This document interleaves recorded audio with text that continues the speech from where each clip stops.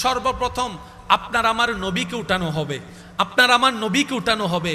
জিবরাইল আসবে, এসে নবীকে যখন সালাতু সালাম দিবে, নবী যখন উঠবে হাসরের ময়দানে, আপনার আমার নবী হাসরের ময়দানে সর্বপ্রথম উঠে জিবরাইলকে বলবে, ইয়া আখি জিবরাইল, ও ভাই জিবরাইল, আইনা উম্মতি, আইনা উম্মতি, আইনা উম্মতি, আমার উম্মত কোথায়, আমার উম্মত কোথায়, আমার উম্মত কোথায়।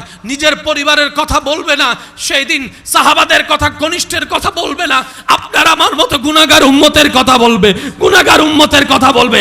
এমনকি সিজদায় পড়ে রব্বি হাবিলি উম্মতি বলে বলে সেই দিন আপনার আমার কথা বলবে। সুবহানাল্লাহ।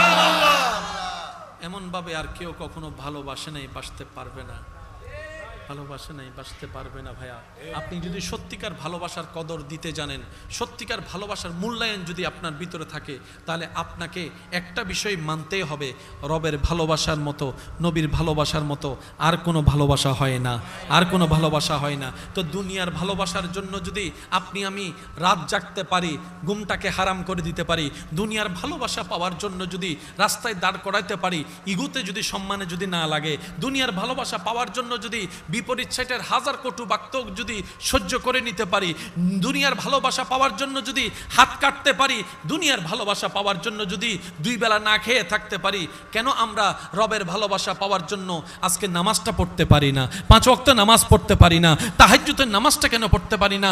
রবের ভালোবাসা পাওয়ার জন্য কেন আমরা সৎ পথে চলতে পারি না? একটু ঠান্ডা মাথায় ভাবলে আপনি দেখবেন আপনার করার ইচ্ছাও আছে, আপনার মন করতেও চায়, কিন্তু মিস্টার শয়তান সেখানে করতে দেয় না, মিস্টার শয়তান সেখানে করতে দেয় না।